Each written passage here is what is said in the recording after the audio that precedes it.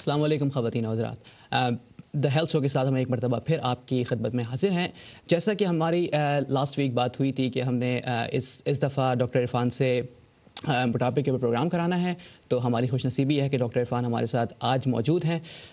Last week doctor Irfan को operation की वजह से जाना पड़ गया था, मगर इस वीक डॉक्टर इरफान ने हमें टाइम दिया है, तो हम ओबेसिटी के ऊपर, मोटापे के ऊपर आज बात करेंगे। आइए डॉक्टर साहब की तरफ चलते हैं। अस्सलाम वालेकुम डॉक्टर साहब। वालेकुम अस्सलाम तला। क्या हाल है डॉक्टर साहब आपके? अल्लाह का शुक्र, ठीक ठाक। आप लोग खैरियत से हैं? अल्हम्दुलिल्लाह। डॉक्टर साहब बहुत शुक्रिया आपका हमारे लिए प्रोग्राम के पे आने का। डॉक्टर साहब ओबेसिटी के ऊपर हम बात करेंगे आज, मोटापे के ऊपर। पहले तो ये बताइएगा मोटापा होता क्या है? तला, ये बड़ा अच्छा आपने प्रोग्राम अरेंज किया मोटापे पे, क्योंकि लोगों को मोटापे के बारे में बहुत सारी मिसकंसेप्शंस हैं और बहुत सारे लोग इसके बारे में सवाल पूछते रहते हैं। जी जी। तो मोटापा तो ओवरवेट को कहते हैं। जी जी। अगर कोई भी इंसान जो उसका नॉर्मल कद के हिसाब से वजन है उससे बढ़ गया है, तो उसको हम कहेंगे कि मोटापे की शिकायत हो गई है। अच्छा। लेकिन बहुत सारे लोग पूछते हैं कि वो कौन सा पॉइंट होता है जिसपे नॉर्मल वजन से इंसान मोटापे की तरफ चला जाता है, उसके नुकसान क्या होते हैं। ठीक। तो आज फिर हम उसके बारे में तफसील से बात करते हैं। जी जी। तो मोटापे का जो है वो उसका स्टैंडर्ड ये होता है कि हर इंसान का वजन उसकी हाइट के हिसाब से लिया जाता है। ठीक। जितनी हाइट ज्यादा होगी उतना वजन, एक्सपेक्टेड वजन जो है वो ज्यादा होगा। तो उसका एक फॉर्मूला है जिसमें वजन और हाइट को आपस में डिवाइड किया जाता है। जी जी। और एक नंबर आता है जिसको बीएमआई कहते हैं। ठीक। बीएमआई बॉडी मास इंडेक्स को कहा जाता है। तो जब बीएमआई कैलकुलेट करते हैं तो एक नंबर हासिल होता है, और अगर बीएमआई 25 तक हो तो वो नॉर्मल वजन होता है। अच्छा। तो 22 से 25 तक बीएमआई जो है वो नॉर्मल है। ठीक है। अगर बीएमआई 25 से ऊपर चला गया तो हम उसको ओवरवेट कहेंगे। सही। और अगर बीएमआई 30 से ऊपर चला गया तो उसको फिर हम मोटापा कहते हैं या ओबेसिटी कहते हैं। सही। और फिर उसकी डिफरेंट कैटेगरीज होती हैं। हर बीएमआई के रेंज के अपने नुकसानात होते हैं, तो उस पर फिर हम बात करते रहेंगे प्रोग्राम के दौरान। सही। मैं अपने नाज़रीन को बताता चलूँ कि वो भी हमारे साथ इस शो में शामिल हो सकते हैं। नंबर स्क्रीन पे मौजूद है। अगर आपका कोई सवाल है टॉपिक से मुतालिक तो आप प्लीज़ हमें फ़ोन कीजिए। डॉक्टर साहब हमारे साथ लाइन पे मौजूद हैं, हम आपको आपके सवालों के जवाब देंगे। डॉक्टर साहब ये बताइएगा कि आपने बीएमआई की बात की, बीएमआई को थोड़ा सा मज़ीद जानना चाहेंगे कि बीएमआई को कैलकुलेट किस तरीके से किया जाता है, क्या मशीन होती है उसकी? बीएमआई तो बॉडी मास इंडेक्स को कहते हैं। जी जी। यानी वही जो जिस तरह पहले मैंने एक्सप्लेन किया कि उसको हाइट और वेट के थ्रू कैलकुलेट किया जाता है। ठीक है। उसको कैलकुलेट करने का फॉर्मूला तो एक ही है, और वो फॉर्मूला आपको एनएचएस की वेबसाइट पे भी मिल जाएगा। ठीक है। और अगर इंटरनेट पे देखेंगे तो बेशुमार वेबसाइट्स हैं जो बीएमआई कैलकुलेट करने के फॉर्मूला ऑनलाइन होंगे। ठीक है। तो उसमें आपको वेट चाहिए होता है किलोग्राम में। सही। और हाइट सेंटीमीटर्स में। ठीक है। अगर किसी के पास वेट किलोग्राम में और हाइट सेंटीमीटर में नहीं है, क्योंकि बहुत सारे लोग पाउंड इस्तेमाल करते हैं, जी जी, तो फिर आपके वजन पाउंड्स में और हाइट फीट और इंचेस में चाहिए होती है। ठीक है। तो इस वक्त तो ऑब्वियसली इंडिविजुअली कैलकुलेट करना बताना मुमकिन नहीं है। जी जी। लेकिन एनएचएस की वेबसाइट पे और बहुत सारी हेल्थ वेबसाइट के ऊपर यह फॉर्मूला है, जो हमारे नाजरीन उसको इंटरनेट पे एंटर कर सकते हैं। जी जी। और अपना बीएमआई कैलकुलेट कर सकते हैं। ठीक है। तो जिस तरह पहले मैंने बताया, बीएमआई 22 से 25 तक नॉर्मल रेंज है। जी जी। 25 से ऊपर मोटापा है, और अगर 22 से कम है इसका मतलब है कि वो शख्स अंडरवेट है। अच्छा। तो 22 से कम। होने के भी अच्छा। नुकसानात हैं और ओवरवेट होने के भी नुकसानात हैं। अच्छा। तो बीएमआई को 22 से 25 के दौरान रखना जो है वो सेहतमंदी की अलामत है। सही। डॉक्टर साहब मोटापे को क्या बीमारी तस्वुर किया जाता है? क्या ये बीमारी है या ये सिर्फ एक मसला है? चला, ये भी एक बड़ा आपने अच्छा सवाल किया। जब हम छोटे थे तो कोई ओवरवेट शख्स नजर आता था तो हमारे वालिदैन कहा करते थे कि देखो माशाल्लाह कितना सेहतमंद है। जी जी। तो जब मैं छोटा था तो मोटापा सेहतमंदी की या खुशहाली की निशानी समझा जा रहा था। बिल्कुल। तो ये अब अवेयरनेस आना शुरू हुई है कि एक्चुअली मोटापा सेहतमंदी की निशानी नहीं है, बल्कि ये एक बीमारी है। और ये सिर्फ हमारे मुल्क में ही नहीं, वेस्टर्न कंट्रीज में भी इसकी अवेयरनेस पिछले 10 साल में आई है। और 5 साल पहले national institute of clinical excellence ने उसको बीमारी का दर्जा दिया है। यानी एक्चुअली अब मोटापा एक बीमारी के तौर पे ट्रीट होता है। अच्छा। और चूंकि उसको अब हमने बीमारी का दर्जा दे दिया है, उसका इलाज मौजूद है। सही। और मुख्तलिफ किस्म के इलाज हैं, जिसमें डाइट से इलाज हो सकता है, एक्सरसाइज से हो सकता है। लेकिन जब बीएमआई खास हद से आगे निकल जाए तो फिर ये तमाम इलाज बहुत मुश्किल हो जाते हैं। और ये वो वक्त होता है जब सर्जरी की जरूरत पड़ती है। अच्छा। ऑब्वियसली सर्जरी इस मोटापे के लिए बहुत एक्सट्रीम मेजर समझा जाता है। लेकिन जब बीएमआई 35 से ऊपर चला जाए तो जो मरीज होता है, मैं मरीज ही कहूँगा जिसको भी ओबेसिटी या मोटापे की शिकायत है, उसके लिए बाकी डाइट से, एक्सरसाइज से इसको रिड्यूस करना ऑलमोस्ट इम्पॉसिबल हो जाता है। अच्छा। और उस मोटापे की वजह से बहुत सारी बीमारियां भी होती हैं जिनको कंट्रोल करना मुश्किल होता है। तो फिर उस मौके पे हम सर्जरी ऑफर करते हैं। ठीक। सर्जरी एनएचएस में भी अवेलेबल है और सर्जरी प्राइवेट सेक्टर में भी अवेलेबल है। डॉक्टर साहब, मोटापे का ताल्लुक सिर्फ क्या ग़िज़ा से है या जीन से भी होता है कि जेनेटिक भी ये एक प्रॉब्लम है? ये भी बहुत सारे लोग सवाल पूछते हैं।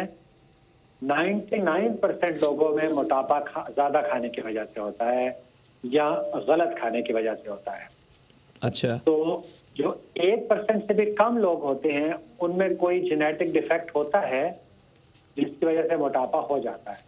ठीक। तो आम तस्वर यही लिया जाता है कि जो भी शख्स ओवरवेट होता है तो सब यही कहते हैं कि बचपन से ही ओवरवेट था, इसकी हड्डियां बड़ी हैं, इसमें गोश्त ज़्यादा है। लेकिन ये तमाम चीज़ें मिसकंसेप्शन है। ठीक। क्योंकि जो चाइल्डहुड ओबेसिटी है या बचपन का मोटापा है वो इंसान के साथ चलता रहता है और वो इंसान मुख्तलिफ वजूहात की बिना पे, जिसमें ये भी वजह होती है कि वो खाने का शौकीन है, बिल्कुल, या जब वो ग़िज़ा खाते हैं वो ग़िज़ा सही नहीं होती और मोटापे का बायस बनती है, उन चीज़ों को एड्रेस नहीं किया जाता और वो ओवरवेट जो है वो लाइफ लॉन्ग साथ साथ चलता है। एक चीज़ और भी होती है कि उम्र के साथ इंसान का मेटाबॉलिज्म थोड़ा सा कम हो जाता है। बिल्कुल। तो अगर एहतियात ना की जाए तो एडल्ट लाइफ में, यानी जब इंसान 30 साल के बाद क्रॉस करता है तो वजन बढ़ना आसान होता है। बिल्कुल। तो अगर डाइट सही ना खाई जाए, एक्सरसाइज ठीक तरीके से ना की जाए तो वजन फिर बढ़ता ही जाता है और फिर कंट्रोल से बाहर हो जाता है। डॉक्टर साहब, जो चाइल्डहुड ओबेसिटी की बात है, हमारे यहाँ ये मिसकंसेप्शन है कि बच्चे को ज़बरदस्ती ठूस के खिलाया जाता है। ये भी एक प्रॉब्लम है चाइल्डहुड ओबेसिटी के अंदर। ज़बरदस्ती खिलाना या ठोस के खिलाना डेफिनेटली ओबेसिटी का बायस बनती है। हर इंसान के अंदर जब वो बच्चा ही होता है ये कंट्रोल मैकेनिज्म होते हैं कि जब आप खा लेते हैं, पेट भर जाता है तो ज़्यादा ग़िज़ा की हाजत नहीं रहती। ठीक है। माएँ ज़रूर ये समझती हैं कि हमारे बच्चे ने जो है वो ज़्यादा नहीं खाया तो वो ओवर ईटिंग करवा देती हैं। जब ओवर ईटिंग होती है तो उससे बच्चे का वजन जितना होना चाहिए उससे थोड़ा सा ज़्यादा बढ़ जाता है और कई लोगों में ये लॉन्ग टर्म प्रॉब्लम का बायस बनता है।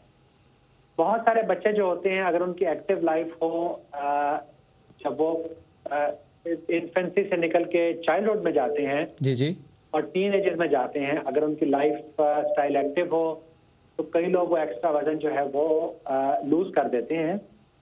लेकिन कई बच्चों में ये ओबेसिटी का प्रॉब्लम लॉन्ग टर्म चलता है। अच्छा।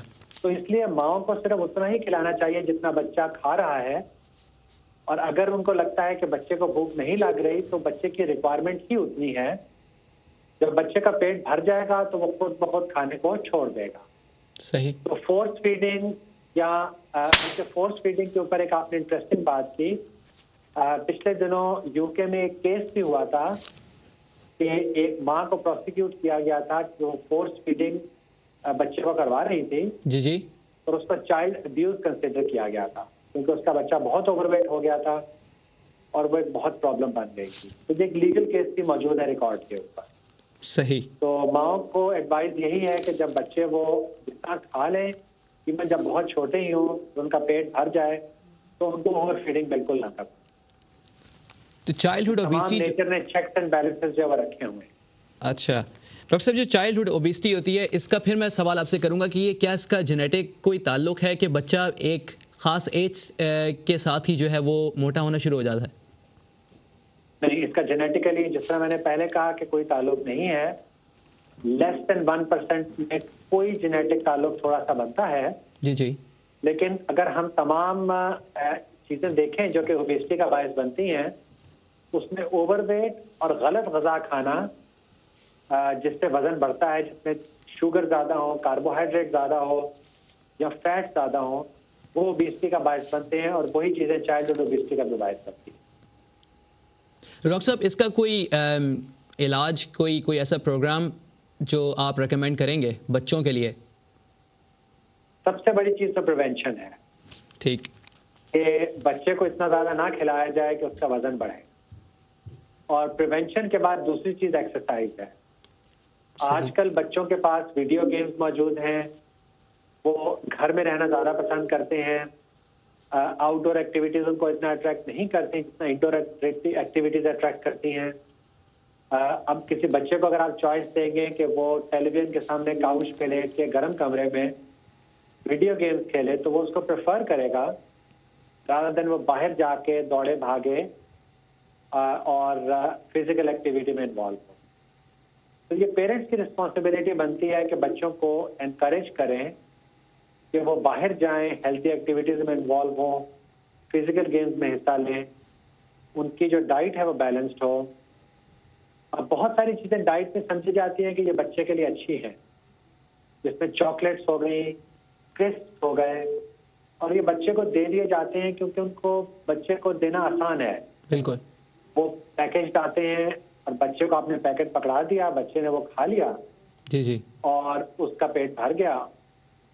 लेकिन इनके अंदर इतनी ज्यादा कैलोरीज होती हैं कि अनबिलीवेबल है कि अगर उसका आप पैकेट पढ़ें, क्रिस्प के एक पैकेट के अंदर जितनी कैलोरीज होती हैं वो बच्चे की पूरे दिन की रिक्वायरमेंट के लिए काफी है। अच्छा। तो अगर एक छोटा बच्चा क्रिस्प का पैकेट खा लेता है जी जी, तो उसकी तमाम दिन की कैलोरी की रिक्वायरमेंट पूरी हो गई। अब बच्चे का पेट तो नहीं भरता क्रिस्प के पैकेट से, तो वो जो कुछ भी खाएगा वो उसको एक्स्ट्रा कैलोरीज मिल रही है जिसकी उसको जरूरत है। इसी तरह चॉकलेट की भी बात है कि चॉकलेट रिफाइंड कार्बोहाइड्रेट है, वो बहुत ज्यादा एक्स्ट्रा कैलोरीज देती है कि वो कैलोरीज फिर बच्चे के पेट को बढ़ाने का बायस बनती है। अच्छा। और ये चीज बच्चों के लिए भी और बड़ों के लिए भी, दोनों के लिए इक्वली अप्लाई होती है।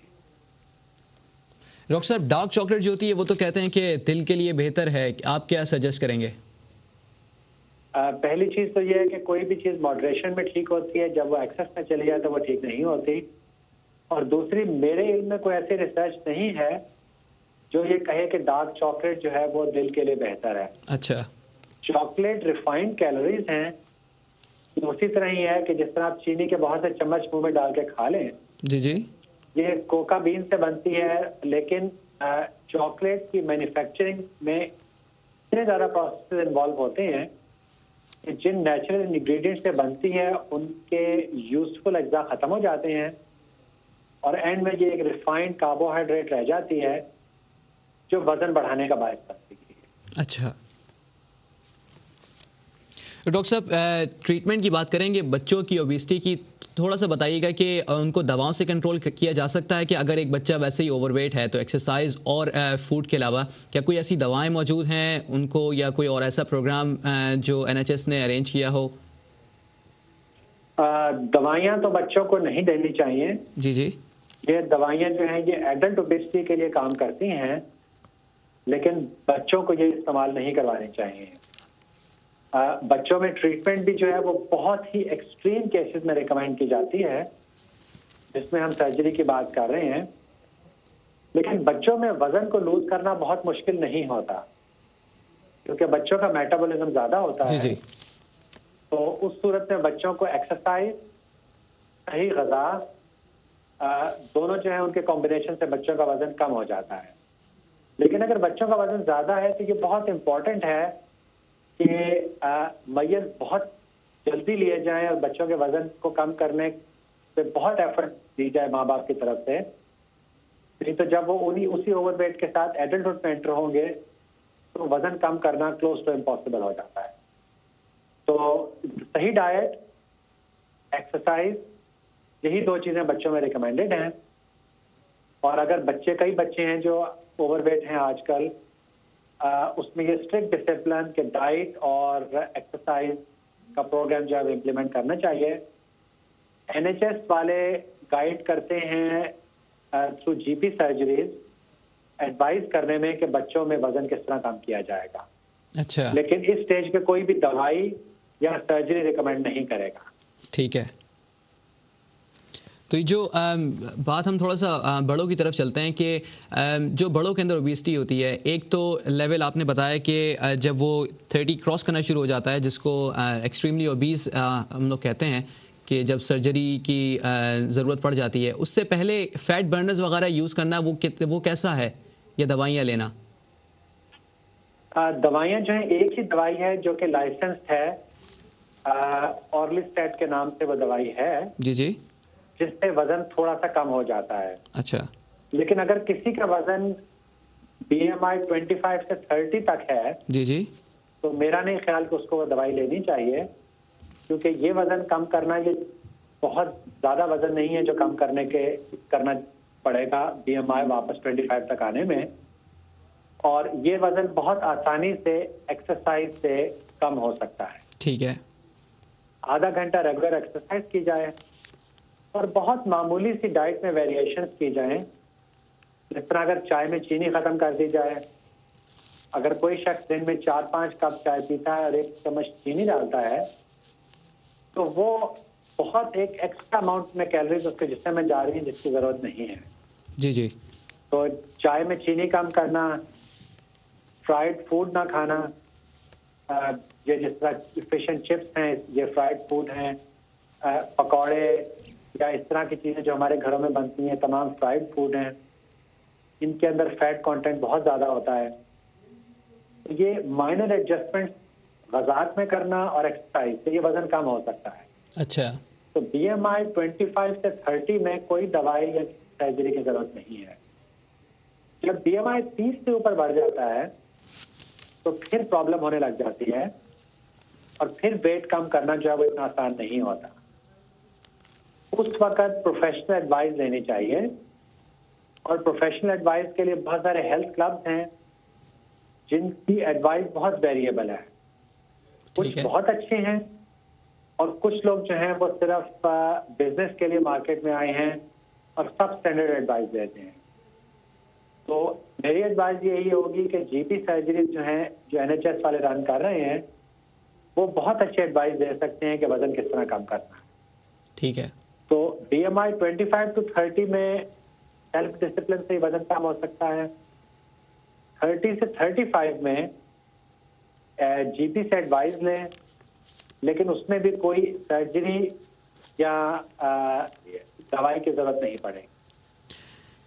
BMI 35 से ऊपर है जबकि सही प्रॉब्लम शुरू होती है, और जब तमाम मोटापे के इल इफेक्ट्स नजर आना शुरू होते हैं, जब मोटापा जो है वो सीरियसली अफेक्ट करना शुरू करता है, और ये उस वक्त है जब लाइफ एक्सपेक्टेंसी भी कम होना शुरू होती है। अच्छा, हम इसकी ओबेसिटी के जो है डॉक्टर साहब नुकसानात जानना चाहेंगे कि इसके क्या क्या नुकसानात होते हैं। क्या ये लीड करता है डिफरेंट डिजीज़ को भी एज वेल? ये बहुत सारी डिजीजेस को लीड करता है। जब मोटापा जो है वो 35 BMI से ऊपर चला जाता है तो तब बहुत सारी प्रॉब्लम शुरू होती हैं।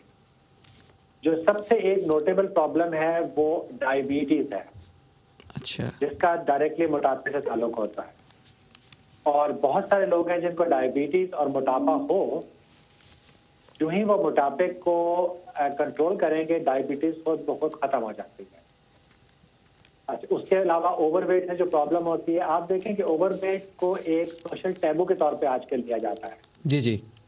कि जो शख्स मोटा हो उसका मजाक का निशाना बनाया जाता है, मोटे बच्चों को लोग जो है वो स्कूल में या कॉलेजेस में बुलिंग या मजाक का निशाना बनाया जाता है। जी जी।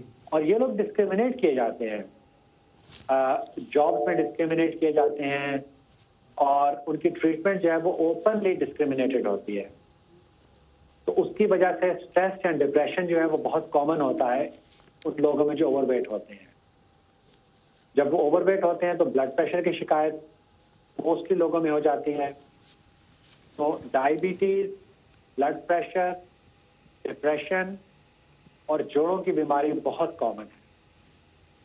जोड़ों की बीमारी इस वजह से होती है कि जब वजन ज़्यादा होगा तो जोड़ों पे वजन पड़ेगा और उसमें मुख्तलिफ किस्म की जो है वो दर्दें मुख्तलिफ जॉइंट्स में निकलना शुरू हो जाएंगी। ठीक। और उनकी वजह से एक्सरसाइज करना और मुश्किल होता जाएगा। तो वो एक विशियस साइकिल चल पड़ता है कि जॉइंट्स प्रॉब्लम की वजह से वो एक्सरसाइज नहीं कर सकते। जब वजन कम नहीं होता तो डिप्रेशन उनका मजीद खराब होता जाता है। डायबिटीज की वजह से को मजीद प्रॉब्लम होती है और वजन कम करना मुश्किल हो जाता है क्योंकि वो डाइटिंग नहीं कर सकते लो ब्लड शुगर की वजह से। तो जब BMI 35 से ऊपर बढ़ जाए तो ये तमाम चीजें नजर आती हैं और इन तमाम चीजों की वजह से वजन को कंट्रोल करना मुश्किल हो जाता है। और जब डिप्रेशन बढ़ जाए, स्ट्रेस बढ़ जाए, तो लोग डिप्रेशन की वजह से वजन कम नहीं कर सकते, वजन ज्यादा खाते हैं और वजन और ज्यादा होता जाता है। तो डॉक्टर साहब, इसका ताल्लुक ग़िज़ा से है ज़्यादा बेसिकली, कि जो हमारे स्पेशली जो हमारे मुल्कों में ग़िज़ा खाई जाती है जिसके अंदर बहुत ज़्यादा तेल, घी का इस्तेमाल होता है, क्या यही वजूहात हैं करंटली जो हमारे लोग हैं उनको मोटापे की बीमारियां हो रही हैं? बिल्कुल, इसका ग़िज़ा की अवेयरनेस जो है वो हम क्रिएट करने की कोशिश कर रहे हैं।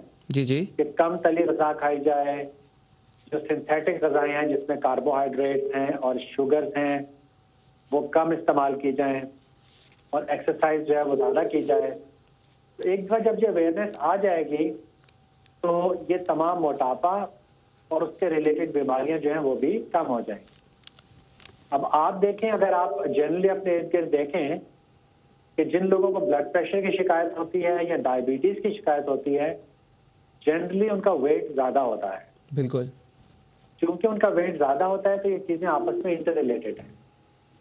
डायबिटीज, जो टाइप 2 डायबिटीज है, जो ही मोटापा कंट्रोल होता है टाइप 2 डायबिटीज गायब हो जाती है। ब्लड प्रेशर जो है वो कंट्रोल हो जाता है, क्योंकि हाई ब्लड प्रेशर की वजह से फिर दिल की बीमारियां भी होती हैं और दिल के दौरे का चांस भी ज्यादा होता है। तो ये कॉम्प्लेक्स सब बीमारियां हैं जो कि मोटापे की वजह से आ जाता है। BMI 35 से ऊपर जाके लाइफ एक्सपेक्टेंसी भी कम हो जाती है और कई कैंसर भी जो है वो रिलेटेड है मोटापे के साथ। अच्छा। तो अगर किसी का BMI 35 से ऊपर है तो उनको बहुत सीरियसली उसको कंसिडर करना चाहिए। और ये वो वक्त है जिस वक्त हम सर्जरी भी रिकमेंड करते हैं चंद केसेस में, लेकिन सर्जरी के बारे में प्रोग्राम के अगले हिस्से में बात करें। ठीक है डॉक्टर साहब, थोड़ा सा अगर आप सजेस्ट करें कि क्या ग़िज़ा में क्या चेंजेस करनी चाहिए, स्पेशली हमारे मुल्कों में या हमारे कल्चर के अंदर, क्या रेकमेंड करेंगे? रात का खाना जो है वो चेंज कर दिया जाए या जो हम सालन खाते हैं तेल वाले, घी तेल वाले, उसको चेंज किया जाए? हमारी ग़िज़ा में जो है वो फिर भी बैलेंस है। सबसे पहले तो आपको पता होगा कि हमारे मजहब में भी और कल्चर में भी है कि थोड़ी सी भूख रख के खाना चाहिए। जी जी। ये एक बहुत अच्छी एडवाइस है और अगर इस एडवाइस को फॉलो किया जाए तो उससे वजन नहीं बढ़ता। दूसरा, हमारी ग़िज़ा में रोटी का इस्तेमाल बहुत ज्यादा होता है, जो कि अच्छी चीज है, क्योंकि रोटी कार्बोहाइड्रेट है और रोटी से जब आप रोटी के साथ खाना खाते हैं तो सेंस ऑफ फिलिंग, या जिसको हम सैटिस्फैक्टरी कहते हैं कि आपको लगता है पेट भर गया, वो जल्दी आ जाती है।